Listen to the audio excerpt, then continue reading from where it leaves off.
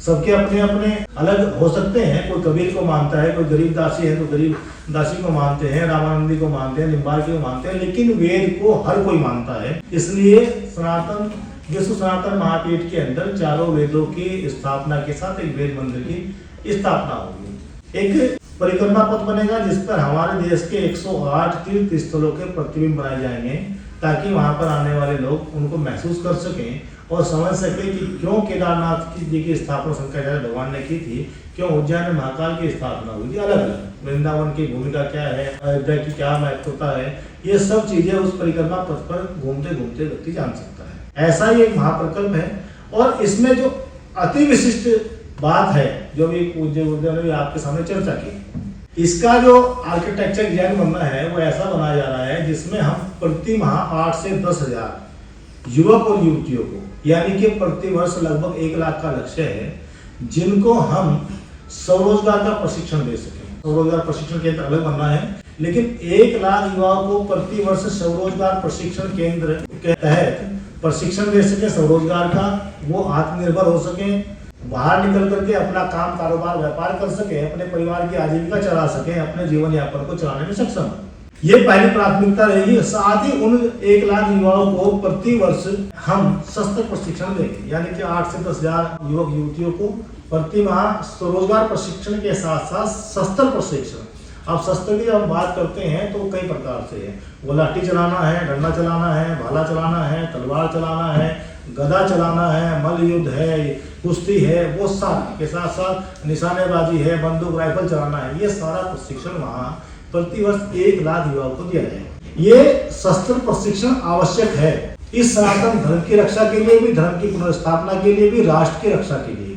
आज जो परिस्थितियां हैं, जब हम देखते हैं, अभी हाल ही में हमने पाकिस्तान के साथ युद्ध भी देखा, उससे पहले कई युद्ध देखे, कई घटनाएं हुई, तो स्वरोजगार के तहत आत्मनिर्भर होना पहली प्राथमिकता, संकट काल में धर्म की रक्षा के लिए शस्त्र उठाना दूसरी प्राथमिकता, राष्ट्र पर हुए आक्रमण के खिलाफ नौजवान बिना किसी प्रशिक्षण के तुरंत तत्काल मांगने के साथ आर्मी के साथ खड़ा हो जाए, ये तीसरी प्राथमिकता। तो राष्ट्र की रक्षा, धर्म की रक्षा, शास्त्र की रक्षा, यानी कि सनातन की रक्षा के लिए यहाँ 1 लाख धर्म योद्धा प्रतिवर्ष तैयार किए जाएंगे। यानी कि दूसरी भाषा में इसको अगर मैं कहूँ तो आतंकवादियों के मुकाबले सातंकवादी यहाँ 1 लाख प्रतिवर्ष तैयार होंगे, जो धर्म की स्थापना के लिए, राष्ट्र रक्षण के लिए, धर्म संरक्षण के लिए काम करेंगे। इस प्रकार के विश्व सनातन महापीठ की परिकल्पना है, जिसको साकार करने के लिए हम लगातार पिछले 6 माह से दिन रात जुटे हैं। और उसका परिणाम ये हुआ कि जब हमने जून माह में प्रेस कॉन्फ्रेंस हरिद्वार में पहले की और हमने कहा कि हम एक ऐसा महाप्रकल्प बनाने जा रहे हैं जिसकी लागत लगभग 500 करोड़ रुपए और जिसके लिए लगभग 50 एकड़ भूमि चाहिए उसमें बनेगी, जिसके ये सब लाभ। तो उसके बाद हम लगातार पूरे देश में अलग अलग स्थानों पर गए, हम नेताओं से मिले, धर्म गुरुओं से मिले, हम राजनेताओं के साथ साथ उद्योगपतियों से मिले, व्यापारियों से मिले, युवक युवतियों से मिले, नौजवानों से, विद्यार्थियों से मिले, खिलाड़ियों से मिले। और उसी कड़ी में हमें प्रदीप सावंत जी तब मिले थे। हमने सरकार से जमीन नहीं ली है, क्योंकि विश्व सनातन महापीठ सरकार का प्रोजेक्ट नहीं है, सरकार की परिकल्पना नहीं है। विश्व सनातन महापीठ तीर्थ सेवा न्यास का महाप्रकल्प है, तीर्थ सेवा न्यास की परियोजना। तीर्थ सेवा न्यास के पास अभी लगभग 35 एकड़ जमीन हरिद्वार में उपलब्ध है। इसको 100 एकड़ की हम पूर्ति के लिए लगे हुए हैं, कुछ बढ़ा दी है, कुछ बढ़ा रहे हैं और लगातार उस पर काम हो रहा है। अभी जो अपनी भूमि है वहां पर इसका काम शुरू करेंगे, मार्च में फिर सब लोगों को आमंत्रित करेंगे। इसके जो कार्यक्रम शुरू होगा, वहाँ कार्य शुरू होगा, उसके दौरान सरकार से हम कोई 1 इंच जमीन नहीं मांग रहे हैं। ये प्रत्येक जमीन 1-1 इंच जमीन जो है सनातनियों की है, सनातन धर्म में विश्वास रखने वाले लोगों की है, उनके सहयोग, समर्थन और समर्पण की है। कम से कम 5000 करोड़ रुपया लगेगा। 1000 करोड़ तो बहुत कहीं पे आपने ये नहीं बताया कि इतना पैसा जो है वो आप कहाँ से इसको अर्जित करेंगे और वो पैसा कौन लोग देगा। क्या आपने कोई अपनी मेंबरशिप बनाए है, कोई कॉर्पस फंड बनाया है, या किसी आपने स्पॉन्सर आपने अपने वहाँ पे जोड़े हैं? इसका विवरण या बयान दीजिए। आपने देखा भी होगा और सुना भी होगा, क्योंकि उम्र के अनुसार आपको सब पता हुआ है। बाबा रामदेव गया था तो साइकिल नहीं थी बाबा रामदेव के पास चलाने के लिए। आज 1 लाख करोड़ का मालिक है कि नहीं? सर वो एफडीओ को तनख्वाह नहीं दे पाता। नहीं, वो कर रहे हैं। तो ये जो हमारी विश्व सनातन की है ना, वो भारत के लोगों ने ही दिया है, भारत के जन ने ही दिया है। भारत के 140 करोड़ जनता है, 140 करने तो 100 करोड़ को तो देखिए। तो हम प्रयास कर रहे हैं, जो आपने कहा कि हम 1,000 करोड़ नहीं 10,000 करोड़ भी होगा तो वो भी कोशिश करेंगे ताकि इस संस्था में हम लगाएं। वो एफडीआर देंगे क्या देंगे? बता दें। एक तो अभी 5,000 करोड़ का नहीं है, जो हमने पूरा आकलन किया है, जो हमारे सीए और आर्किटेक्ट ने अभी जो निकाला है, वो लगभग 1,000 करोड़ की हमने बताई है कि 1,000 करोड़ की परियोजना है। 1,000 करोड़ रुपए हम जो है विश्व के सनातनियों से, देश के सनातनियों से नहीं, न्यास की सदस्यता अभियान है, भूदान अभियान है, भूदान अभियान के साथ साथ तीर्थ सेवा न्यास का एक जो है विश्व सनातन महापीठ निर्माण अभियान है। इस प्रकार के कई अभियान हैं। अब जैसे आपको उदाहरण मोटा मोटा दूं, ऐसे कई लोग हैं, लेकिन प्रदीप सांगवान जी आपके सामने उपस्थित हैं। आपने विश्व सनातन महापीठ के निर्माण के लिए 31 लाख रुपए दान दिए हैं। ऐसे ही एक दीप्ति अवस्थी शर्मा है, जो आपकी नोएडा से गो होल्डिंग की ओनर है, 1 करोड़ 1 लाख रुपए उन्होंने दान दिए हैं। ऐसे ही एक बीमार्क इंडिया लिमिटेड है, उन्होंने 31 लाख रुपए दान दिए हैं। ऐसे ही एक जो है कैप्टन प्रमोद द्विवेदी हैं, जो भारतीय मूल के हैं और ऑस्ट्रेलिया में रहते हैं, 1 करोड़ 51 लाख रुपए दिए हैं। ऐसे करोड़ों में देने वाले लोग, ऐसे सैकड़ों में देने वाले लोग, और सिंगल 1-1 रुपए के सनातनियों के सहयोग से विश्व सनातन महापीठ बनकर के तैयार होगा। जो हमने कैटलॉग अब तक 21 नवंबर तक वितरित किया था, वो दुनिया का पहला, मैं बार बार कैसे दोहराता हूँ, दुनिया का पहला, दुनिया का प्रथम, दुनिया का सबसे बड़ा। और जिस बात को मैं कह रहा हूँ उस बात को आप चैलेंज कर सकते, तो मैं आपको साबित करूँगा कैसे।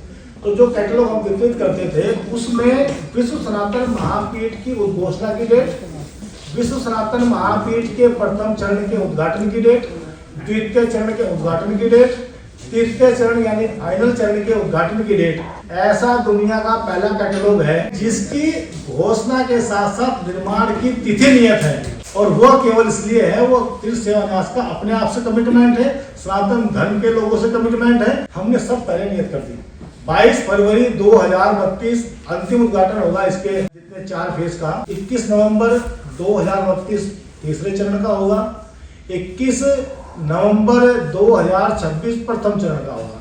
ये भी डिवाइड है कि कौन कौन चरण में कौन कौन से लाभ बनकर के तैयार होंगे। एक एक चीज का हमने पूरा जो है ब्रीफ किया हुआ है कैटलॉग के। सर, आज का जो युवा है वो शिक्षा और रोजगार को लेकर चिंतित है, तो ये जो विश्व सनातन महापीठ है, ये युवाओं के लिए व्यवहारिक रूप से क्या अवसर लेकर आएगी? सारे अवसर लेकर के आ रही है और हमें लेकर के आ रहे हैं।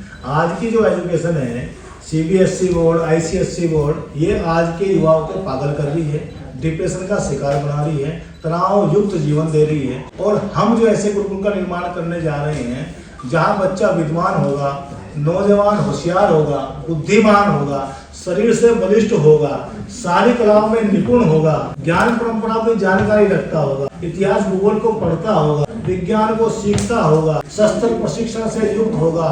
ऐसे नौजवान और ब्रह्मचारी बच्चे जो हैं हमारे गुरुकुल से तैयार होंगे, तो देश का, दुनिया का ऐसा कोई क्षेत्र नहीं होगा जहां जाकर के वो अपनी कलाओं का, प्रतिभाओं का प्रदर्शन नहीं कर सकते। एक तो ये जहाँ बन रही है वो हाईवे के करीब है, आने जाने के संसाधन उपलब्ध हैं, आर्किटेक्ट डिजाइन है, उसमें घूमने का, भ्रमण करने का एक परिक्रमा पथ मैंने पहले बताया, तो परिक्रमा पथ है जिस पर घूमते घूमते आप पूरी भी सनातन महापीठ का दर्शन कर सकते हैं। दूसरा, आने जाने के साधन संसाधन आज सबके पास उपलब्ध है। महापीठ के अंदर घुमाने के लिए बहुत छोटी चीजें हैं कि वहाँ ई रिक्शा रखी जाए, पैदल घुमाया जाए, ये तो बहुत बाद की स्टेज है। अगर आप जो है विश्व सनातन महापीठ में देशी गौ संरक्षण केंद्र के लिए दान देते हैं, तो आपका दान उसमें लगेगा, या आपको श्योर होगा आपका दान वहां से अपने गुरुकुल में नहीं लगेगा। आप गुरुकुल के लिए देते हैं तो ये भी आपको श्योरिटी होगी कि आपका दान गुरुकुल में ही लगेगा, किसी आवास में नहीं लगेगा। तो ये श्योरिटी सारी उस वेबसाइट पर, सनातन महापीठ की वेबसाइट अभी डेवलपमेंट में है, उस पर काम चल रहा है। तीर्थ सेवा न्यास की वेबसाइट अभी बनी हुई है, धीरे धीरे कई चीजें मॉडिफिकेशन उसमें होते जाते हैं। तो वो सब चीजें बिल्कुल एकदम पूरी पारदर्शिता के साथ हैं।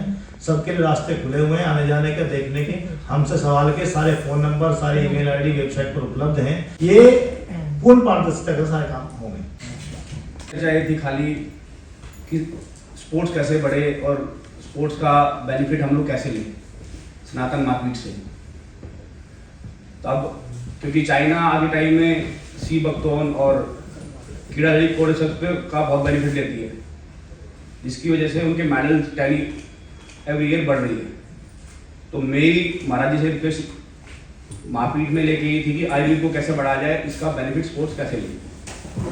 यही माध्यम था महापीठ से जुड़ने का, और महापीठ इतना अच्छा कार्यक्रम कर रहा है और कार्य कर रहा है, और इसके बेनिफिट्स एथलीट कैसे लें, क्योंकि आगे जनरेशन में स्पोर्ट्स को बेनिफिट नहीं मिल रहा। तो मेरा जुड़ने का माध्यम यही था, और इसका बेनिफिट पूरा देश और आयुर्वेद कैसे आगे बढ़े, ये मेरा माध्यम है। इससे अब कोई क्वेश्चन हो तो।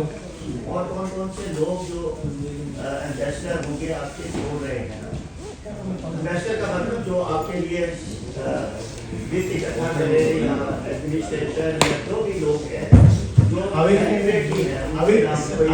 जो है आज प्रदीप सांगवान जी आपके बीच में उपस्थित हैं। एक डॉक्टर गौतम खट्टर जी थे, उनको आना था, वो आज नहीं आ पाए। राधिका खेड़ा जी को भी आना था, वो किसी कारणवश नहीं आ पाई। डॉक्टर गौतम खट्टर जी तो सफर में जो है हरिद्वार से कोरे कारण से नहीं पहुंच पाए। तो अभी अगली प्रेस कॉन्फ्रेंस फिर आपके बीच करेंगे दिल्ली। अगली बार कई सारी मीटिंग बॉलीवुड और क्रिकेट जगत के आपके बीच रखेंगे आएंगे।